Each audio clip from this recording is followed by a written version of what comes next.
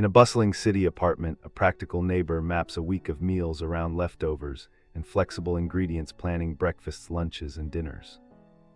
They swap pricey staples for affordable substitutes and track every penny with a simple notebook and a mobile app reminder.